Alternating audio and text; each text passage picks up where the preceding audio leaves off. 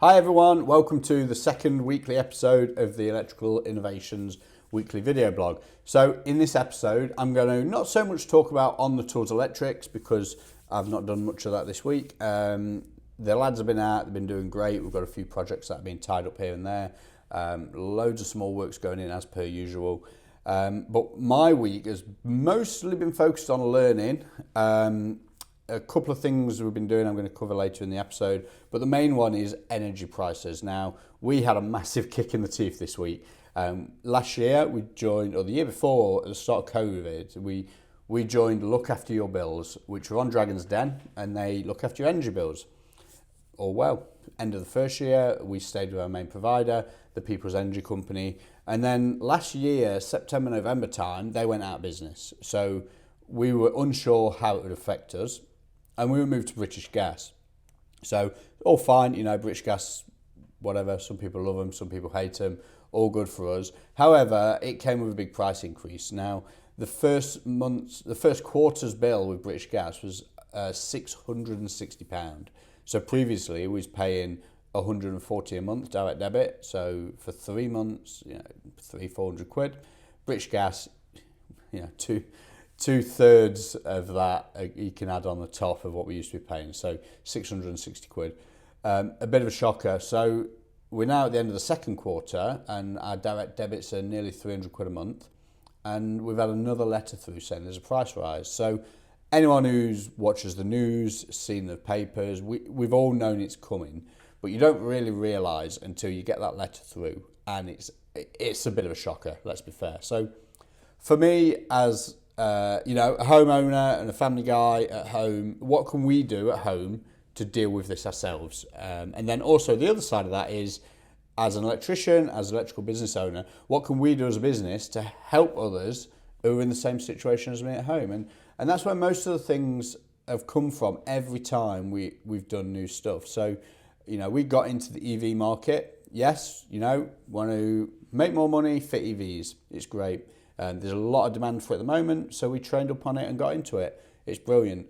But what we hope we can bring, what others don't, is people don't want to ring one of these franchises that are online, have a sales appointment on the phone or even just by email. They want someone to come out to the house. They want someone local and trusted who can give them advice on what they need without having to learn it all themselves online. And that's how we approach the EV stuff. And we're doing great from it. You know, we're not doing 20 installs a week like some of the big companies are.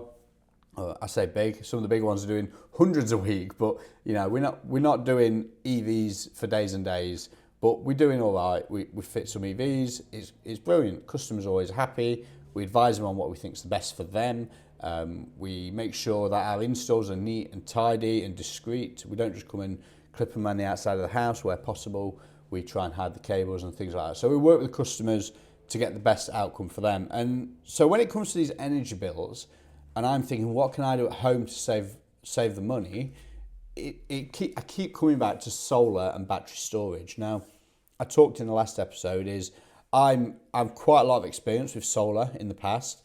Colin, who works for me, is the same. We've worked together at a number of solar companies over the years. So we know solar from an installation, fault finding, repair, maintenance point of view. We've never sold it as a business. We've never spec'd systems, spoke to customers about their needs on it, all of that, but that's something I can learn. So my week this week has been learning for myself what we could do at home to bring our energy bills down. Now, for us, we've got two options. We can get on the roof with a scaffold, we can cover it in panels, brilliant, good to go. We can get 6 or 7 kilowatts up there, 16, maybe 18 panels. It'll be a really nice solar install, but that's a big job, you know, scaffold up, all of that. In the short term, the easiest thing for me would be to fit battery storage into, put a battery in the garage and power it overnight from Economy 7, use it in the day, and that's going to be a saving. Now, when I first found out about that sounded crazy to me. I can understand panels on the roof, making energy that's stored in a battery instead of going back to the grid. I can understand that. That's simple. You know, you've got panels, you want to be using the energy to produce instead of sending it back to the grid at a cheaper rate and getting paid for it, which is fine. you want to be making the most and using every single kilowatt you produce on that roof. You want to be using, because that's where your main saving comes from. So fitting a battery to make the most of that makes perfect sense to me. But when I found out that you could just put a battery in anyway and you don't have to have solar, that's what got the cogs whirring. For me, that's a quick and easy fix for an instant saving. Yes, you have to pay up front, and yes, there's a payback period, but it's just like that. We could fit them. We could fit one a day. We could fit two a day. You're not having the big upheaval of scaffolding up and the worry of panels on the roof and what if we get a leak and what if there's a problem on the panels, you've got to go back up there. All of that, it's not an issue. Whereas battery storage, to me, as a business and as a homeowner, I'm like, that got my cogs whirling. We've all heard of storage heaters. So you heat your storage heaters up at night, it lets it out in the day. Storage battery is exactly the same. So if you're on a cheap rate at night, you pay 7.5p a kilowatt at night and you pay 25p during the day. You've got a saving there where you charge the battery during the night, you use it during the day. And it's interesting to look at the economics of it, from buying your battery, fitting it, charging it up, using it, how long it takes to pay back. And it started out being 7 or 8 years, seems maybe not very effective, but the more these prices rise, the better the payback period comes down because you're making a bigger saving. So this week for me has been looking at what the options are on the market, how much these things actually cost, and how much of a saving you can see. What the pros and cons are between going whole hog, spending 10,000-15,000 pound on massive batteries in the garage, a whole solar array on the front and back, or between just maybe a small 2-3 kilowatt battery in the garage. And is a saving at the lower end that's worth the spend at the lower end, or is it not worth it unless you spend a lot? So this is all the sort of stuff that I've been trying to figure out this week to do at home, and not so much to do at the business, to do at home. But on the flip side of that is, if I learn it at home and I'm able to fit it and use it, then maybe that's something we can then ask our customers if they're interested in. And it's how we started out doing cameras, it's how we started out doing alarms, it's how we started out doing various different electrical projects that we've gotten involved with. Basic electrics, chopping walls out and things like that, bread and butter, we can do that all the time. But things like fitting smart home devices. My first Nest thermostat was in my house. Now we fit, I think we've fitted 3 or 4 this week. We do loads of them. Same with smart lighting control. I fitted Philips Hue at home, worked for me. High-end smart home companies really turn their nose up at that. But, our customers, they like the simplicity of it. So we can advise them on, buy this off Amazon, plug it in, or we can come and fit it for you as a service. And it goes well. And all of these different products and services that we offer to our customers, over time, we're now really good at, always started with scratching an itch first. I could do with that at home. I wonder if I learn a bit of this, get into a bit of that, I wonder if down the line it could be another offering for the company. So these, I can show you on my other screen here. I'm looking at the images now. British Gas, first payment of £268.97 and a regular 8 monthly payments of the same, £2,420 over the year on gas and electric. Now, that to me is shocking enough to give me a bit of a jolt. Like, what can I do to try and get those down? And solar and batteries are definitely real high up there for me. So the way we'd approach this as a business, training, super important to us. So we wouldn't just, while I'm happy to do it at home, just buy some stuff and throw it in, it would be for us partnering up with a reputable, real high quality manufacturer and then going from there. So there's some big brands out there. There's Give Energy, there's Solace, there's Sonnen, there's Tesla, and partnering up with a big brand who are already very good at it, already established, already got training programs and support systems, and finding out for us what the difference is between doing that and going for a big manufacturer or going down the cheaper end. Because at the end of the day, it's a battery in your garage, just got to get some juice in it and that's it. Maybe you don't need the fancy looking kit on the wall. You're happy with just a stack of batteries. There's options on both, price differences on both. So for us, we're looking at what works best for us as a company. Now, from experience, I've found the big brands are easier for us to deal with because they've been there, they've done it, they're very helpful.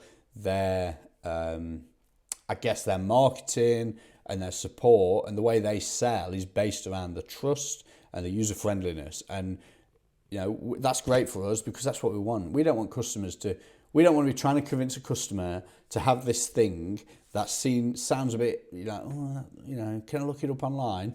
We want to go, look, do as much research as you want. Here's all the information we've found out online. You're very welcome to go and look at it. And it makes our life easy. It makes the customers feel confident in the product.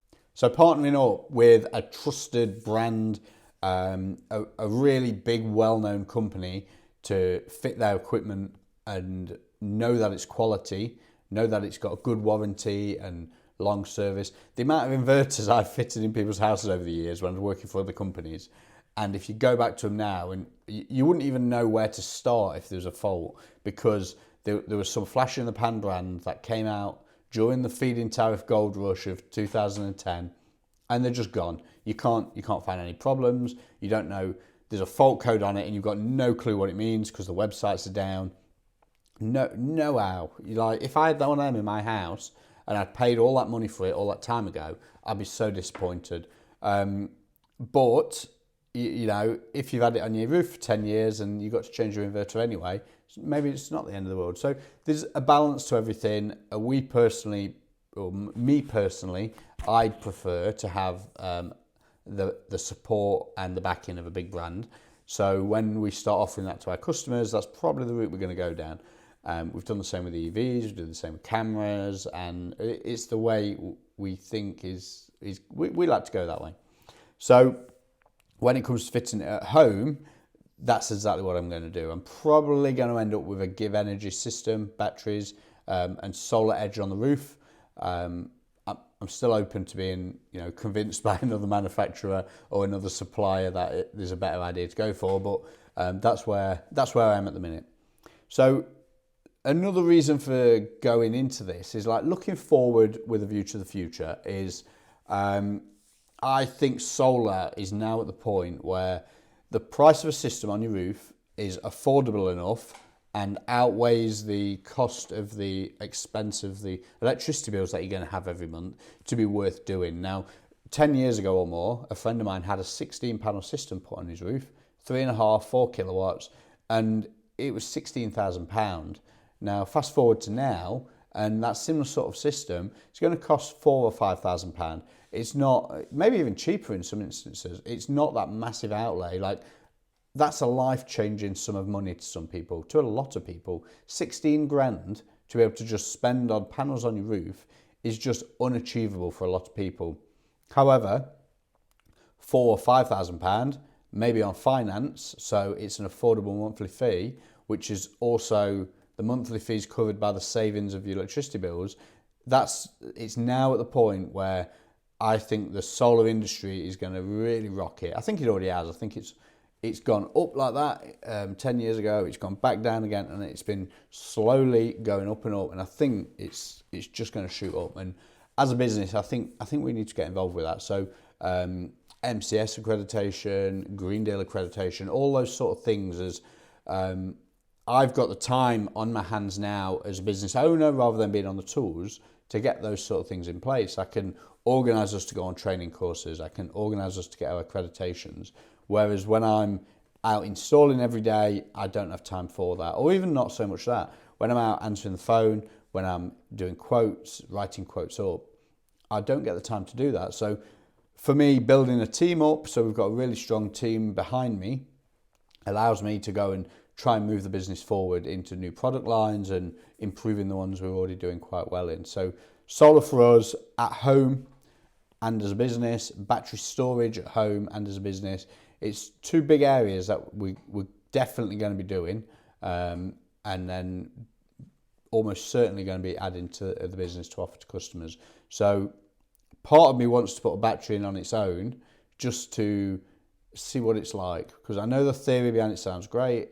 I know the maths sound really good, but actually having it in and experience what the use of it's like and playing with the app and all that sort of stuff, looking at the numbers, I'd like to do that. But I also, what was it, £2,500 a year on energy bills. I need them panels on the roof as soon as. So over the coming weeks, you're going to see some more videos on this. I'm not going to be talking about it every week. But when we do the install at home, I'm going to document it. I'm going to talk about what we ended up deciding on and why. And I think we've got a couple of friends and family lined up as well that are interested. So we'll probably be having a whole month of it.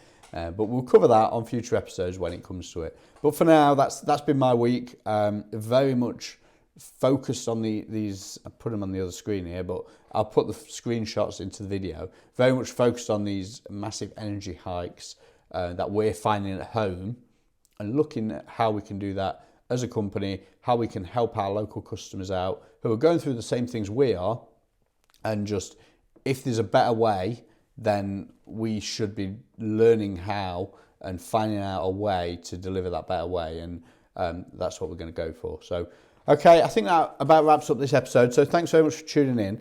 If you've got battery storage at home, I'd love to hear what you've got, why you chose it, and how it's been doing for you. If you could leave a comment below, that'd be fantastic. I'd be particularly interested in what brands you went for and why.